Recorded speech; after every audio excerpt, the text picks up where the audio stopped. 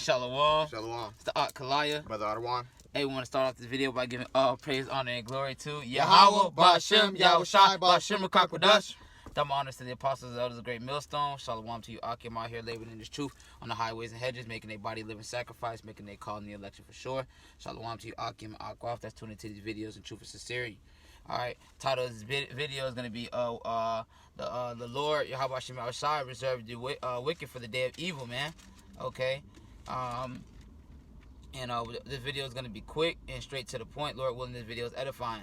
Alright, can you grab Proverbs 16 and 14? Proverbs 16 and 4.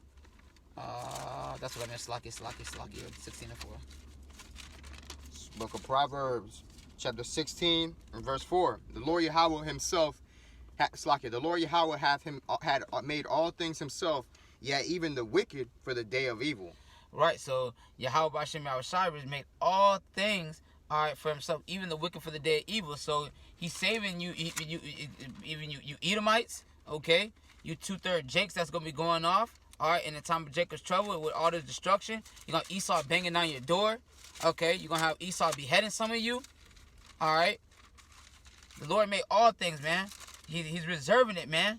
He's reserving you wicked people for the day of evil, man. Go ahead. It's Sirach or Ecclesiasticus 39 and verse 21.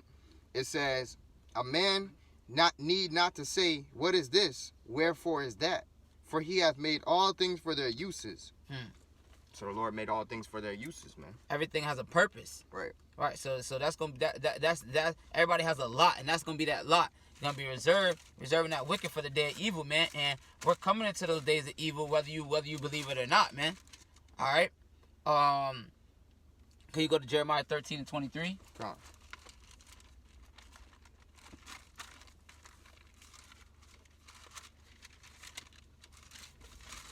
So the book of Jeremiah, chapter 13 and verse 23. Can the Ethiopian change his skin, or the leopard his spots? Then may ye also do good that are accustomed to do evil. Right. So the leopard can't change his spots, right? All right, you can't change that. So you Jakes and you heathen that was set to do evil, man. You're not gonna be able to change your ways to do good. Precept. Go ahead. Ecclesiastes 1 and 15. That which is crooked cannot be made straight, and that which is wanting cannot be numbered. Ooh. So the Lord sets it up however he sets it up, man. God. If you're made crooked, you can't be made straight, man. Yep. You know, that's why Esau, he can't do right. That's why it says in Isaiah 26 and 10, let me get that real quick. All right, because no matter what, Esau can't do right. Why? Because he was made crooked. Right. Isaiah chapter 26 and verse 10. Let favor be shewed to the wicked, yet will he not learn righteousness. Ooh. In the land of uprightness, which is the land of Israel, he will deal unjustly and will not behold the majesty of the Lord Yahawah. Right, how is he dealing unjustly in the land of uprightness? First and foremost, he stole that land. Yep. All right, second off, okay, Tel Aviv is one of the biggest gayest cities, man. That alone. They have kosher pig. Don't even let me get started on them, man. So that's a perfect example in the land of uprightness, them not dealing justly, man. All right, nothing. Hey, everything in Babylon is contrary to the laws of Yahawah BAHASHAM YAHAWASHI, man. Straight fucking wickedness, man. All right, and like I said, the Lord made you for the day of evil, man. Reserved you, so you can't change, like you said, you can't change what's crooked straight. You can't change what's evil good. Why? Because the Lord preserved you for that reason. That's your lot. Precept? Yep, come on, go ahead. You got the next one? Yeah.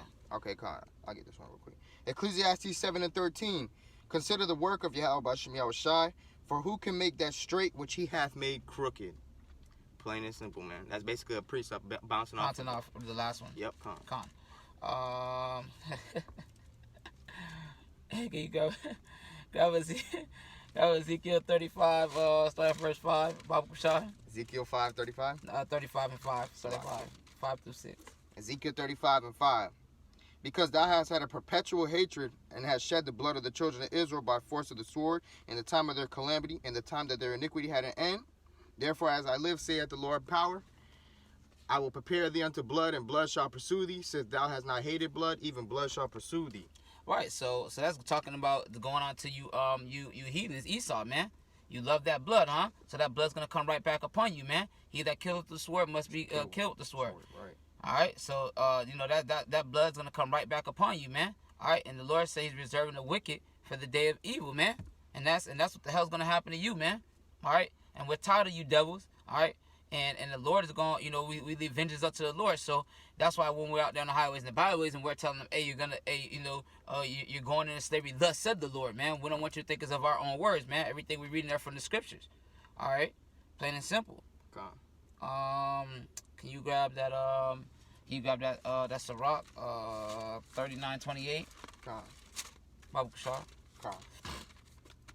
It's Ecclesiasticus or Sirach 39 and verse 28. It says, there be spirits that are created for vengeance, which in their fury lay on sore strokes. In the time of destruction, they pour out their force and appease the wrath of him that made him. Okay. So going back to the title of this video, reserve the wicked for the day of the evil, because that's the Lord's, the spirits that the Lord created. All right, for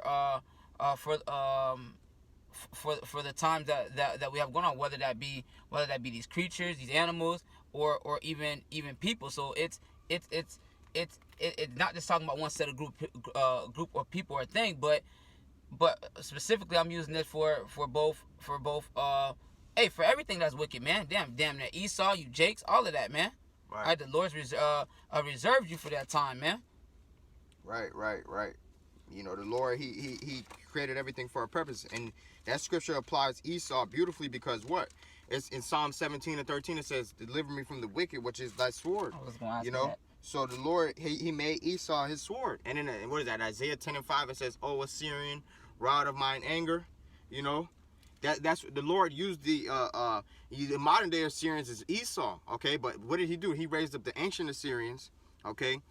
When I say modern day Assyrian, I'm talking about spiritually. He raised up the ancient Assyrians to what? Take down the northern kingdom. He raised up the ancient Babylonians to take down the southern kingdom. All right, now he raised up the spiritually modern day Assyrians and the spiritually modern day Babylonians to take down both northern and southern kingdom, man. Right here in Babylon. So the Lord, he puts the spirit on people.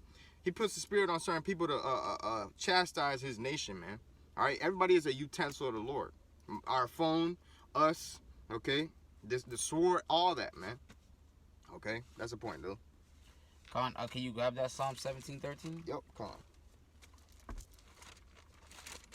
This is Psalms, chapter 17, and verse 13. Arise, O Lord Yahawah, disappoint him, cast him down, deliver my soul from the wicked, which is thy sword. Deliver thy soul from the wicked. What tell you in Job? Earth was given into the hands of the wicked, man. Right. All right, talking about Esau, man. Living from the sword. What's the modern day sword, man? The gun, man. Precept. Go ahead. Well, in Malachi 1:4, it tells you what? That Esau is known as the border of wickedness. So wherever he goes, it's wickedness. Follows right with him. All right. That's why that's why the Lord said unto Cain, which is Esau in the reincarnation, if you can receive it, he said what? Sin lieth at the door, man. And unto him it shall be thy pleasure, roughly paraphrasing. Yep. So no matter what, Esau, he's always going to want to do wickedness. Why? Because he's created to be such, man. Yep. This is Revelation 4:11.